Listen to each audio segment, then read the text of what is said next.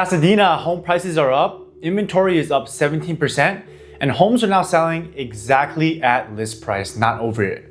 That shift alone tells you something has changed. Then you have 50 acres of land being turned into a brand new neighborhood here in Pasadena, the first Olive Young in America opening right here in Oldtown, and Javier's Mexican restaurant is building a custom one above a movie theater just to get a spot on Colorado. And a zip code right next to Caltech just dropped 17% in prices while everything around it held. I pulled all of this from the MLS this week. Here's what it all means. What's up everyone? I'm Chen. I'm a realtor here in the San Gabriel Valley, and every week I cover real estate, new developments, and community news across the entire San Gabriel Valley. So if you're thinking about buying or selling in Pasadena, or you just want to know and understand what's happening in this market and how it affects your situation, book a call with me. My link's in the description below. I'd love to help you out. Today, we are going deep on Pasadena. No other city in the San Gabriel Valley has this much going on at the same time right now. We've got fresh MLS data that I pulled this week, the Eaton Fire's ongoing impact on buyers, a 50-year wound that the city just voted to finally start healing, and a new state law that takes effect in 2 months and changes everything near transit. Caltech expanding its footprint, and Oldtown welcoming businesses that are making a very loud statement about where the city is going. So let's get into it. All right, so let's start with the numbers because I pulled these from the MLS this week, and there are a few things in here that I think most people are reading wrong. Citywide, Pasadena's median sold price in March of 2026 is $1.27 million. That's up 3.3% year over year. Now I know 3.3% sounds quiet for the San Gabriel Valley, but think about what's happened in between. The Eaton Fire hit in January 2025, thousands of families displaced from Altadena, and massive demand pressure pushing into Pasadena. And despite all of that, prices didn't spike wildly and they didn't crash. They held. That is a sign of a mature and stable market. But here's the number one thing I want you to pay attention to. Active listings are up 17.3% year over year. More supply. 326 homes on the market right now compared to around 278 homes this time last year. So more inventory means that the overbid frenzy has cooled. In March 2026, the median sales to original list price ratio is exactly 100%, not 104%, 100%.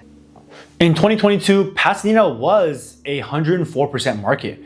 Buyers were paying $40,000 to $50,000 and sometimes even more over asking on a $1.2 million home just to compete. And that era is over for now. And if you've been sitting on the sidelines waiting for the bidding wars to cool, this is what that looks like. And the other data shows the same as well. The median days on market is up to 18 days. That's 12.5% increase from last year. It's still moving fast, but not flying off the shelves with 5 days and 10 offers on the table. So now let's break this down by zip code because this is where it really gets interesting. So first is 91103 West Pasadena, right next to the 710 stub. Median sold price $1.25 million, up 5.1% year over year. So that area is outperforming the city average.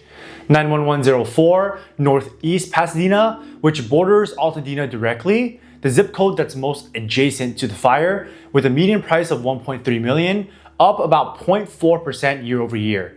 So the prices are holding, but barely moving. Buyer hesitation around the insurance and fire proximity is showing up right here in the data. And then there's 91106, Central and South Pasadena, right next to Caltech.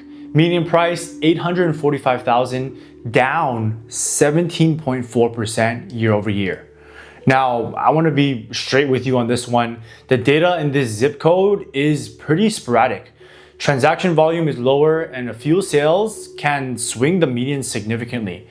I'm not going to give you a definite explanation for that drop because I don't think the data has earned that yet, and honestly, I'm not sure why it's dropped that sporadically.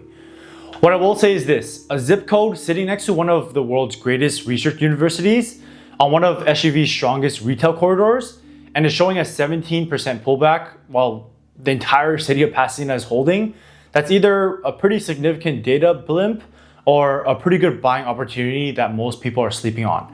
This is a zip code that I'm watching closely, and I think that you should too. So let me know in the comments below, do you own in Pasadena? Which zip code are you in? And what are you seeing on the ground? Drop it in the comments below. Okay, so before we dive into the development stories, I need to talk about the Eaton Fire because it is still actively shaping who is buying in Pasadena right now. I've worked directly with buyers and sellers displaced by the Eaton Fire, and the common thread is that they all want to stay, as we've seen with the Rebuild Altadena movement. A lot of them are planning to rebuild. They want to stay close to their schools, their communities, their routines, and Pasadena became the obvious choice to land. For some of them temporarily and for other of them permanently. And the timing for how things played out, I think is not getting enough attention. When the fire hit in January 2025, a lot of the displaced families moved into rental units on 1-year leases. Those leases are expiring right about now, spring of 2026. And some of those families are at a crossroads. Do I re-sign another year lease, go month to month, or is it time to pull the trigger and buy? The SoCal Edison Settlement Fund has also entered the picture. Southern California Edison has a wildfire recovery compensation program that's issuing payments to Eaton Fire claimants. It's open through November of 2026. For people receiving the settlements, that could become a part of a down payment or bridge the gap to a purchase. And that's not even including the home insurance claims that may have already paid out. When you add those two funding sources together, some displaced buyers have more financial clarity and funds today than they did 12 months ago. And the leases expiring on top of that is creating what I'm thinking is a pent-up demand and potentially a real wave of buyers re-entering the market around Pasadena this spring. That demand driver is real, and most market analysis aren't even mentioning it. So a quick pause. If you're finding this useful and you want San Gabriel Valley real estate updates like this every week, make sure you hit the subscribe button. And if you're navigating the Pasadena market right now, whether it's the insurance situation, the fire displacement, or you're trying to figure out where you want to buy or sell, book a call with me. My link's in the description below. I'd love to help you work through it. All right, let's keep going. Now the developments, because I think this is what will define Pasadena for the next generation. First, it's the 50-acre scar. There is 50 acres of land running through the heart of Pasadena. Locals are calling it the ditch. It's the unfinished stub of the 710 freeway that started in the 1960s. I'm sure you know about it. It's never completed, leaving behind a concrete trench that has divided the city over 50 years. Now, before that trench existed, there was a real neighborhood here. Mostly Black, Latino, and Asian families, displaced through eminent domain to make way for a freeway that was ultimately never built. And the land sat with Caltrans for decades.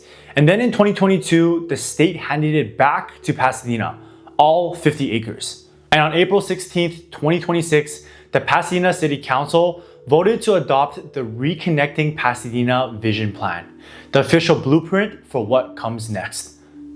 The plan calls for 1,800 to 2,400 new homes, new streets, bike paths, parks, 2 design concepts, the gardens and terraces, and the boulevards and paseos, both fill in the trench and reconnect the city.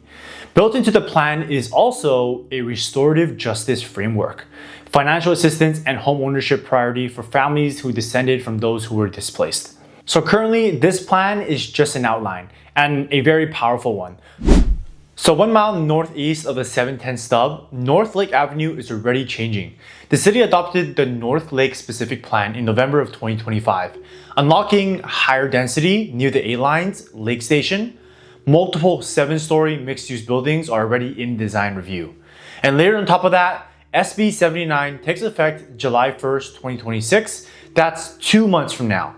SB 79 was signed into law by Governor Newsom in October 2025, and it is the most significant housing law California has passed in years. It overrides local zoning to allow significantly taller and denser residential developments within a half-mile of qualifying transit stops. And the A-line, Lake Station, qualifies. What that means for North Lake is that the 7-story buildings already in review could just be the beginning. Now, the practical question I keep coming back to when I look at that corridor is, where does this development and space actually go? Because the blocks around the station are already pretty well occupied. Upzoning is really powerful.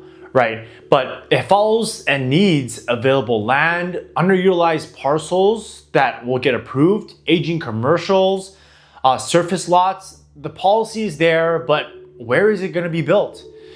So shifting gears here and moving to 1364 East Green Street, which is currently a surface parking lot. Caltech is developing a new innovation center. It includes 4 stories, nearly 94,000 square feet of office and laboratory space.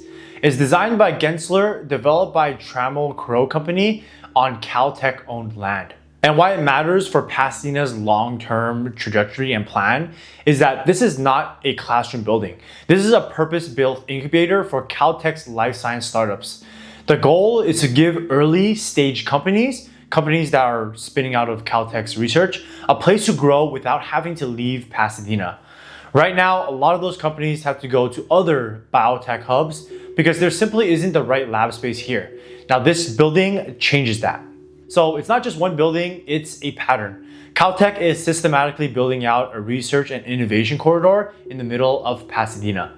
So think about what that means for the zip code around it. 91106, the same zip that just showed a negative 17.4% median price move. You have one of the world's great research institutions actively investing in infrastructure right here. You have PCC literally next door. You have Colorado Boulevard running through it. And whatever is driving that price softness right now, the long-term case for that zip code is without question. Okay. So while all of this planning and developing is being debated, Oldtown Pasadena is already attracting businesses that are making a very clear statement about where they think this market is going.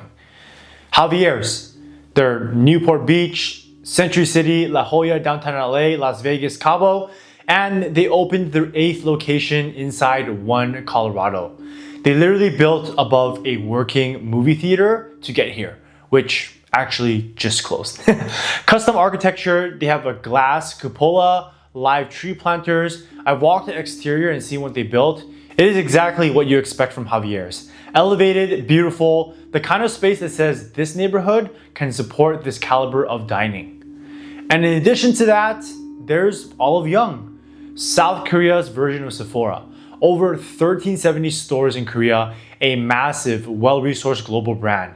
And when they decided where to put their very first US flagship store, their American flagship, they chose Oldtown Pasadena, opening this month in May of 2026. And they stated the reason publicly. Pasadena's proximity to LA, its high income household base, median household income over here is over 103,000, with 22% of households earning 200,000 or more, and Caltech. They specifically cited Caltech as part of why they chose this market over every other option in America. It shows a lot of confidence. And here's what my take on it means. When a global brand spends millions on their US flagship and their market research lands them in Pasadena, not the west side where they have Beverly Hills, Santa Monica, Century City, that is a data-driven vote of confidence. They looked at the demographics, everything about Pasadena, and that tells me something that no price chart alone can. And that's not just the 2 developments that are happening in Oldtown Pasadena. You can see amazing shops, amazing dining happening all around Colorado. So let me know, have you visited Javier's in Pasadena? Are you planning to hit Olive Young when it opens this month? Let me know in the comments below. So that was a lot, and let me bring this all together. The Pasadena market right now is balanced. Price up 3.3%, inventory up 17%, and homes are selling exactly at list price. Real opportunities for informed buyers for the first time in years. And the fire's impact is real and ongoing, especially in 91104, where insurance is a concern. You also have the 710 Stub developing, North Lake, Caltech's developments. These are all long plays, and the plan was just adopted April 16th. This is an outline again, and we're gonna be tracking it all the way through. And the market at 91103 zip code is already pricing it in at plus 5.1%. SB 79 takes effect July 1st, so North Lake Avenue near the A line is about to become one of the most watched corridors in the San Gabriel Valley. And Oldtown is attracting businesses that only go where the momentum supports them. So if someone came to me today and said, Calvin, I want to buy in Pasadena and for the long term, I'd say that Pasadena has so many distinct neighborhoods. You really do need to explore, drive it, and see which one fits your type of living and your type of style. Bungalow heaven if you love the architecture, the bungalows. It's actually the first locally designated historic landmark in Pasadena. Madison Heights for tree-lined streets and some of the best craftsmen and Spanish revival homes in the San Gabriel Valley. Linda Vista for the mid-century character, Rose Bowl proximity, and that Arroyo Seco lifestyle. But if I had to pick one neighborhood that I think is most positioned for what's coming, I'd say South Lake. Walkable, close to Oldtown, near the A-line, and still more accessible than a lot of Pasadena. And with Gen Z now entering home buying age, a generation that grew up valuing that walkability, the transit, and the proximity to food and culture, South Lake checks every one of these boxes. So I'm gonna be keeping a close eye on this neighborhood for the next few years to come. So whether you're planning to buy in the next 6 months or you already own and want to know how this affects your property value, my team and I break this down for clients every single week. We'd love to be your real estate resource of choice here in the San Gabriel Valley. All of our contact information is down in the description below. So whether it's next week, next year, please don't hesitate to reach out. Thanks for watching. Again, my name is Chen with Real Brokerage Technologies, and I'll see you on the next one.